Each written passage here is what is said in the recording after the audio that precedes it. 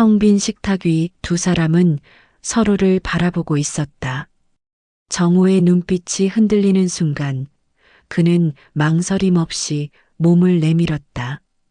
거칠게 아닌 그러나 단호하게. 정호는 미나의 입술을 부드럽게 덮쳤다. 순간 미나의 따뜻한 숨이 그의 입안 깊숙이 밀려들었다. 촉촉한 입술이 스치다 달라붙고 혀끝이 떨리며 얽혔다. 미나의 손등이 식탁 위를 움켜쥐자 정호의 손이 그녀의 턱선을 따라 미끄러졌다. 뜨거운 숨결이 서로의 볼을 적시고 심장 박동이 귀 뒤에서 쿵쾅거렸다. 금지된 경계선은 이미 무너져 있었다. 이제 남은 건 서로를 갈망하는 몸의 떨림뿐이었다. 하지만 이야기는 여기서부터 시작이었다. 며칠 전 모든 일의 시작은 너무도 평범했다. 퇴근 후 집에 들어서면 늘 그렇듯 고요했습니다.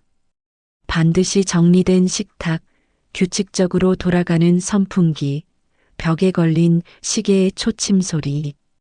혼자 남은 집은 늘 똑같았고 그 똑같음이 오히려 제 마음을 비워내곤 했죠. 그날은 조금 달랐습니다. 현관을 열자 낯익은 향이 스쳤습니다. 거실 소파에 앉아있던 건 미나였어요. 언제나 단정한 차림, 얇은 카디건을 걸친 모습이었죠. 잠깐 들렀다는 말로 시작했지만 굳이 이유를 묻고 싶진 않았습니다.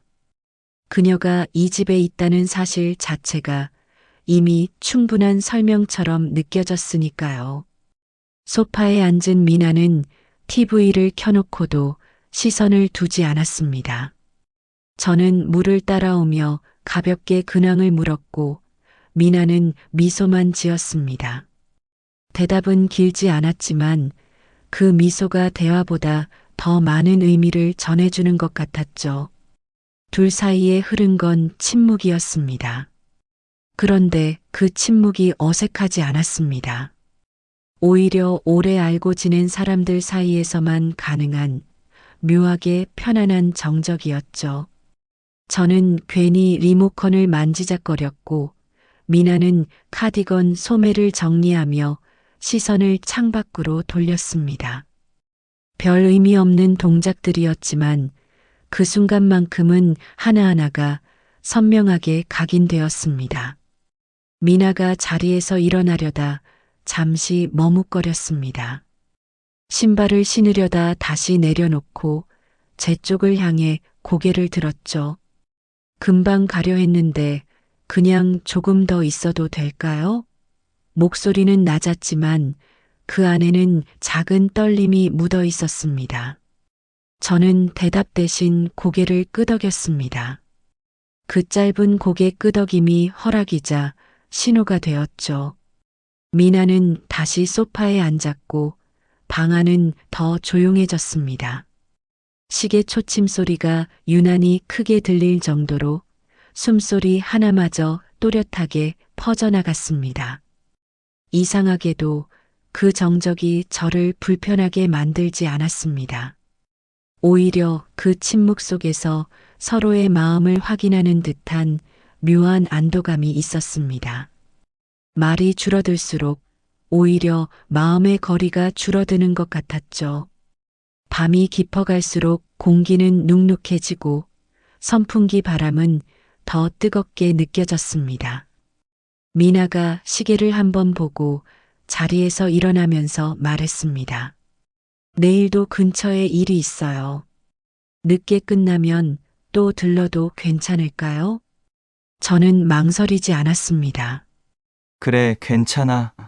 문이 닫히고 나서야 집은 다시 고요를 되찾았지만 그 고요는 전과 달랐습니다. 똑같은 식탁, 똑같은 소파, 똑같은 시계였지만 공기에는 여전히 그녀의 온기가 남아 있었습니다. 가벼운 말 몇 마디, 잠시의 머뭇거림, 돌아보던 눈빛, 아무렇지 않은 것들이 마음속에서 오래 맴돌았습니다. 그날 밤 저는 쉽게 잠들 수 없었습니다. 눈을 감으면 현관 앞에 서 있던 그녀의 얼굴이 떠올랐고 억지로 눈을 뜨면 더 선명해졌습니다. 침묵 속에서 시작된 작은 균열이 앞으로 어떤 방향으로 번져갈지 그때는 알지 못했죠. 며칠 뒤 저녁 다시 현관문이 열렸습니다. 익숙한 목소리가 조심스럽게 들려왔습니다. 형부 또 왔어요. 미나는 작은 봉투를 들고 서 있었습니다. 손에는 간단한 과일과 음료가 들려 있었죠. 별것도 아닌데 그냥 지나치기 그래서요. 그녀는 미소를 지으며 봉투를 내밀었습니다. 저는 봉투를 받아들며 말했습니다. 뭘 이런 걸 사와. 말은 그렇게 했지만 괜히 마음 한구석이 따뜻해졌습니다. 식탁에 마주 앉아 잠깐의 침묵이 흘렀습니다. 선풍기 바람에 머리카락이 흩날렸고 그 사소한 움직임까지 눈길을 끌었습니다. 미나는 고개를 숙이며 과일을 정리했는데 그 손끝이 유난히 조심스러워 보였습니다. 형부 혼자 있으면 밥도 잘 안 챙겨 드시죠? 가끔 귀찮으면 라면 끓여 먹고 말지 뭐. 제가 무심하게 대답하자 미나는 가볍게 웃었습니다. 그래서 제가 더 자주 와야 할 것 같아요. 농담처럼 말했지만 그 말은 오래 귓가에 남았습니다. 그날 대화는 길지 않았습니다. 오히려 짧은 문장들이 오갔지만 그 속에는 알 수 없는 울림이 있었습니다. 서로의 눈길이 몇 번 마주쳤다가 스르르 피하는 순간들, 그 사이에 흐른 공기만으로도 충분히 전해지는 게 있었죠. 미나가 자리에서 일어나며 말했습니다. 형부, 오늘도 고마웠어요. 내일은 좀 늦게 끝날 것 같은데 괜찮으면 잠깐 들를게요. 저는 잠시 망설이다가 짧게 대답했습니다. 그래 오고 싶으면. 현관문이 닫히고 다시 혼자가 된 집. 그런데 이번엔 달랐습니다. 고요 속에서도 미묘한 떨림이 남아 있었죠. 그녀의 말투, 눈빛, 그리고 방 안에 스쳐간 체온. 그것들이 머릿속에서 계속 반복되었습니다. 저는 소파에 앉아 한참 동안 텅 빈 현관을 바라봤습니다. 문득 이 기다림이 점점 습관이 되어가고 있다는 걸 깨달았습니다. 미나의 발걸음은 점점 더 자연스러워졌다. 처음에는 주말에 한 번 정도 들르던 게 이제는 이틀에 한 번 꼴이었다. 정호도 처음엔 굳이 이렇게 자주 안 와도 된다고 말했지만 입버릇처럼 나오는 그 말조차 어느새 사라졌다. 집안에 누군가 있다는 것, 그것이 그에게는 이상하리만큼 위안이 되었던 것이다. 거실 한쪽 TV에선 뉴스 소리가 흘러나오고 있었다. 하지만 두 사람은 화면을 보는 게 아니었다. 나란히 소파에 앉아 있으면서도 시선은 서로에게 묶여 있었다. 정우는 리모컨을 쥔 채 무심한 듯 물었다. 너 요즘 집엔 잘 들어가냐? 미나는 작게 웃으며 대답했다. 네, 뭐 그냥 똑같아요. 근데 형부 집이 훨씬 편해요. 말끝이 조금 머뭇거렸다. 정우는 대수롭지 않게 고개를 끄덕였지만 속으론 그 한마디가 오래 맴돌았다. 훨씬 편하다. 그건 단순한 표현일까? 아니면 의도된 고백일까? 시간은 늦어지고 창밖에는 비가 오기 시작했다. 후덥지근한 여름밤, 창문 틈새로 습기가 스며들었다. 미나는 갑자기 팔을 문질렀다. 형부, 좀 덥네요. 근데 또 이상하게 서늘하기도 하고. 정우는 무심히 대꾸했지만 시선은 미나의 팔목에 머물렀다.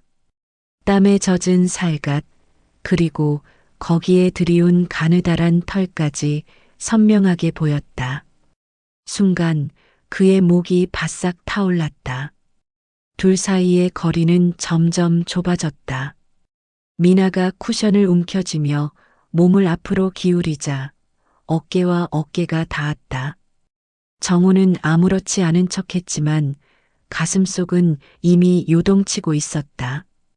미나가 낮게 속삭였다. 형부 저 이상해요. 그냥 같이 앉아 있는 건데 자꾸 심장이 빨라져요. 정우는 대답하지 않았다. 대신 숨을 고르며 그녀의 얼굴을 똑바로 바라봤다. 가까이에서 보니 미나의 눈동자는 떨리고 있었고 입술은 살짝 벌어져 있었다. 방 안의 공기는 점점 뜨거워졌고 침묵은 더 이상 버틸 수 없을 만큼 무거워졌다. 정우의 손끝이 결국 움직였다. 소파 위에 놓인 미나의 손등 위로 천천히 내려앉았다. 놀라 움찔하던 미나는 곧 아무 말 없이 그의 손을 받아들였다. 그 작은 접촉 하나가 불꽃이 되어 두 사람의 몸을 순식간에 달궜다. 미나는 고개를 숙인 채 속삭였다. 형부, 이러면 안 되는 거죠? 정우는 한동안 입술을 깨물며 버텼다. 그러나 다음 순간 이미 답은 정해져 있었다. 그는 미나의 손을 더 세게 움켜쥐었다. 그리고 그날 밤 두 사람은 끝내 선을 넘기 직전의 벼랑에 서 있었다. 거실의 불빛은 여전히 켜져 있었지만 그 순간만큼은 모든 것이 희미하게 번져 보였다. 미나의 눈동자와 정우의 눈빛이 맞닿자 숨조차 고르기 힘들 만큼 공기가 팽팽해졌다. 정우가 먼저 몸을 기울였다. 이미 오래전부터 무너지고 있던 금기는 더 이상 버팀목이 되지 못했다. 그의 입술이 미나의 입술을 덮쳤다. 짧고 조심스러운 첫 접촉은 이내 뜨겁게 번졌다. 미나의 숨소리가 목울대를 타고 올라와 방 안을 울렸다. 형부, 낮게 흘러나온 목소리는 거절이 아니라 오히려 더 깊이 끌어들이는 듯한 속삭임이었다. 정우는 숨을 몰아쉬며 그녀를 끌어안았다. 억눌려 있던 감정이 터져 나오듯 입술과 손길이 거침없이 이어졌다. 미나는 처음엔 밀려 했지만 이내 힘을 잃고 그의 품에 몸을 맡겼다. 소파 위에서 서로의 체온이 얽히고 방 안은 더 이상 안전한 공간이 아니게 되었다. 잠시 입술을 떼고 서로를 바라보던 순간 정우의 시선이 흔들렸다. 하지만 미나의 눈빛은 이미 답을 말하고 있었다. 주저하지 않는다는 것, 더는 돌아가지 않겠다는 것. 정우는 그녀의 손을 잡고 천천히 일어섰다. 미나, 그가 낮게 부르자 그녀는 고개를 끄덕였다. 거실에서 침실까지의 몇 걸음이 그렇게 길게 느껴진 적은 없었다. 발걸음마다 심장은 터질 듯 뛰었고 손끝이 닿은 자리마다 불길이 번져갔다. 침실 문이 닫히는 순간 남은 것은 오직 두 사람뿐이었다. 밤은 길었고 숨소리와 심장 박동이 교차하며 흐릿하게 이어졌다. 누구도 말로 설명할 수 없는 감정이 금기를 넘어선 자리에서 쏟아졌다. 죄책감과 갈망이 동시에 뒤엉켜 그 순간만큼은 서로를 놓을 수 없었다. 아침 햇살이 커튼 틈으로 스며들 때 정우는 눈을 떴다. 낯선 온기가 곁에 있었다. 곤히 잠든 미나가 그의 어깨에 기대어 있었다. 어젯밤의 일들이 거짓말처럼 느껴졌지만 침묵 속에 남은 체온이 모든 걸 증명하고 있었다. 정우는 천천히 숨을 내쉬었다. 눈을 감아도 귀에 맴도는 건 미나의 목소리와 떨림이었다. 이제 되돌아갈 수 없음을 직감하면서도 그는 그 순간을 외면하지 못했다. 그리고 스스로에게 물었다. 우리는 어디로 가게 될까? 아침 햇살은 잔인할 만큼 밝았다. 정우는 천천히 몸을 일으켰다. 곁에는 미나가 잠들어 있었지만 차마 오래 바라보지 못했다. 전날 밤의 기억이 선명하게 떠올라 가슴을 짓눌렀다. 그는 무겁게 커피포트를 올렸다. 물이 끓어오르는 소리가 유난히 날카롭게 들렸다. 이게 정말 내가 원했던 걸까? 스스로에게 수없이 물었지만 답은 나오지 않았다. 잠시 뒤 미나가 나왔다.